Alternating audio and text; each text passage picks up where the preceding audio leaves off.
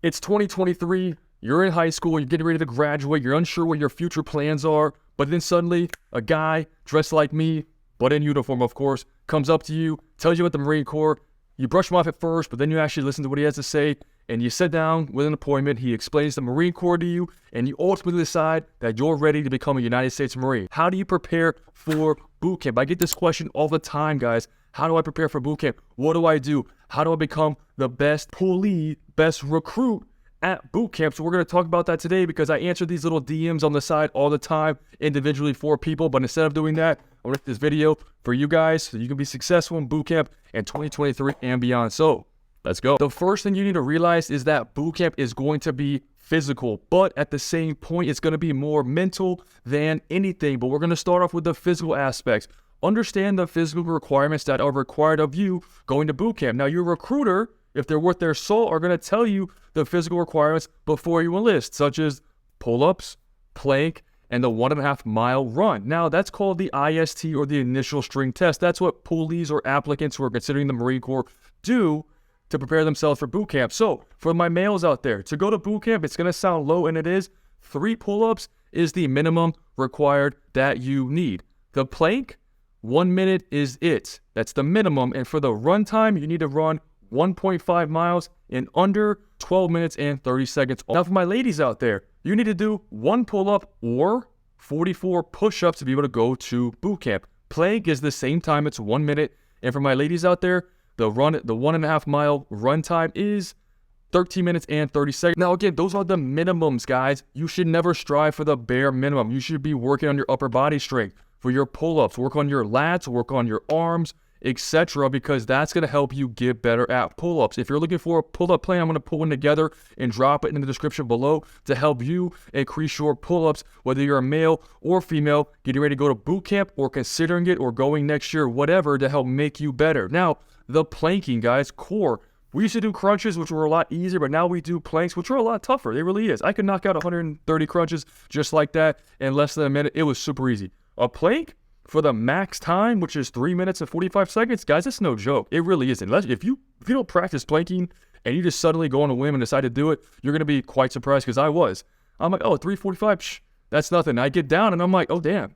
2.5 minutes, I'm shaking. I'm like, oh, shit, I was not prepared for this. This is much tougher than I thought. So I had to start focusing more on my core to get better. And that's what I'll tell you guys about right now. Work on your entire core. Do planks. Like doing planks to get better at planks is going to make you better. Work on your front plank, your high plank, your left plank, and your right plank as well. Do core specific exercises. Do crunches. Do sit-ups. Do Russian twists to work on your obliques. Hang on a pull-up bar and do leg raises. Do anything that's going to tackle your core specifically to strengthen it, because not only will that make you better at planking, believe it or not, it'll actually improve your pull-ups as well if you have better core stability. So focus on your core to improve your planks. And then lastly, when it comes to the running, in boot camp, guys, you're going to run everywhere, all day, every day, from the moment you get to boot camp on those yellow footprints to the day you graduate and go to MCT or wherever it is after. You're going to be running everywhere. So you might as well get used to running and running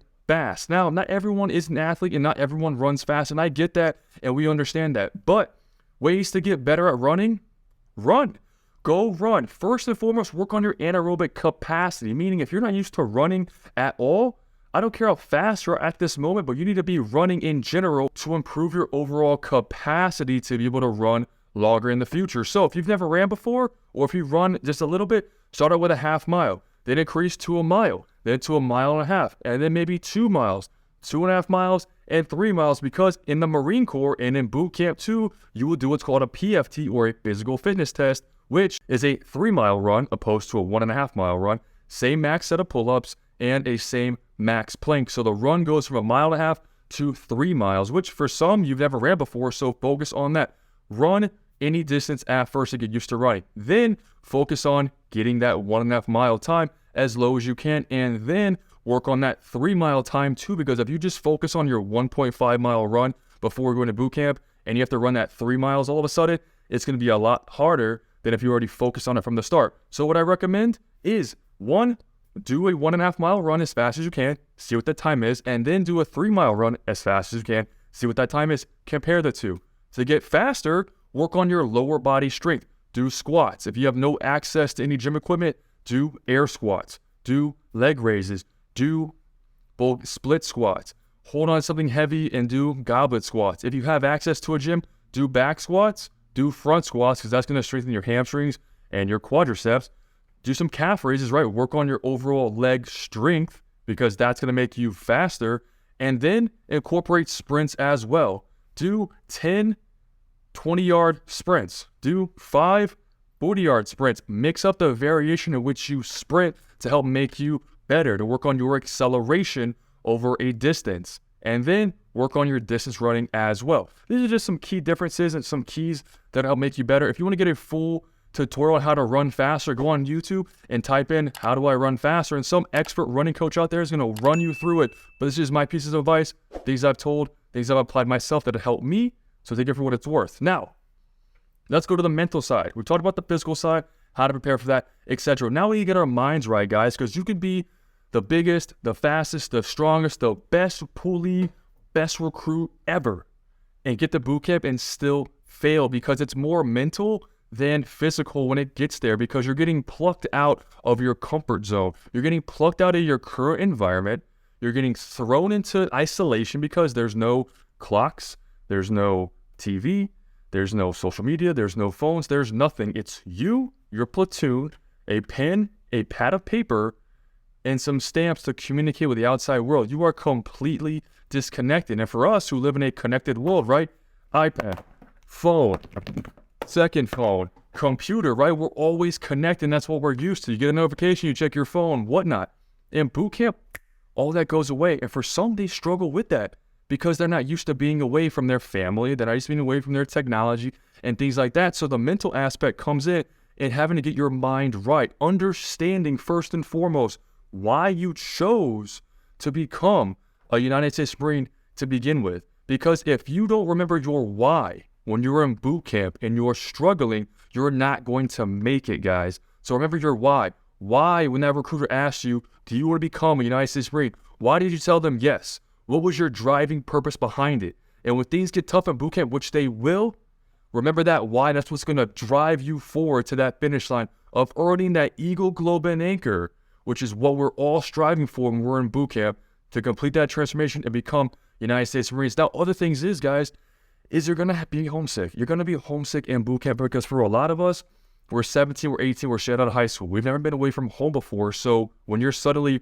removed from your home comfortable environment for 13 weeks, which seems like a long time, and it kind of is, but it's really not, because 3 months, man, it goes by quick. You blink twice and you've already graduated, I swear. I got people in boot camp right now who are like halfway through writing me letters like, yeah, I mean, I was here as letter 1. It was hard. And I'm already halfway through here. I'm graduating next week. It's like, that just flew by. I can't believe it's gone that fast. But just understanding that it's temporary.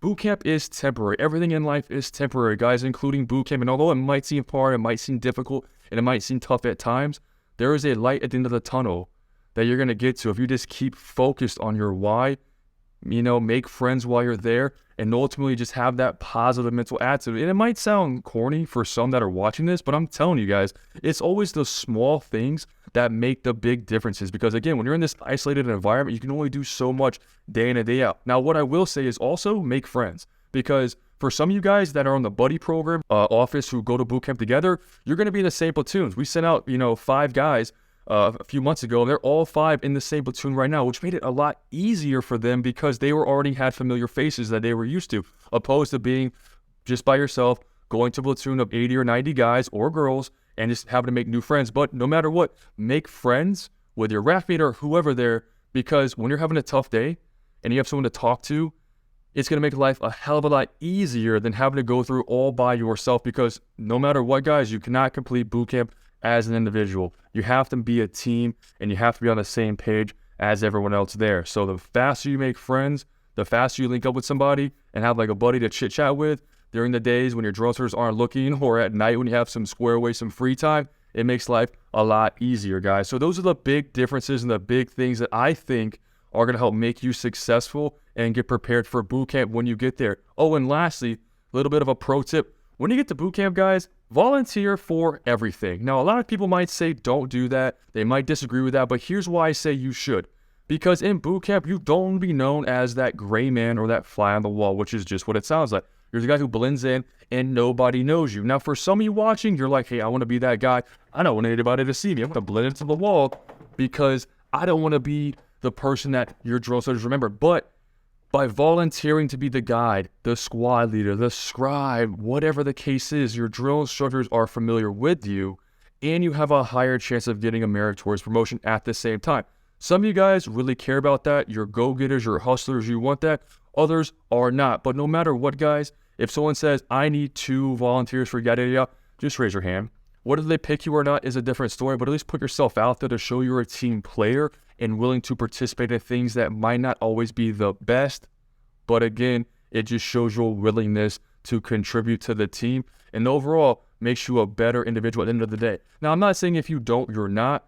But again, it's very just common for people to say, don't volunteer for anything, yada, yada, yada. I think the exact opposite, that you should. So again, take that for what it's worth, guys. At the end of the day, guys, have fun. Because when you're in boot camp, it's going to suck. But the moment you graduate boot camp, you're going to come back on recruiter's assistance here at this office or another office. You're going to tell us all these funny boot camp stories. You're going to reflect back and realize that, damn, it wasn't that bad at the end of the day, guys. So hopefully you guys learned something from this video. Hopefully you guys take some of these pieces of advice and apply it to your training now or your situation now, wherever the case is, whether you're going to boot camp tomorrow, next week, a few months from now, or you haven't considered the Marine Corps just yet and you're trying to find out more about it. Hopefully you guys learned something from this video that can help you become more successful and better prepared for boot camp whenever your day may come. So until next time, guys, make sure you like, comment, subscribe, hit the notification bell at the top. It helps support the channel, and I appreciate all the support and love you guys have out there. Until next time.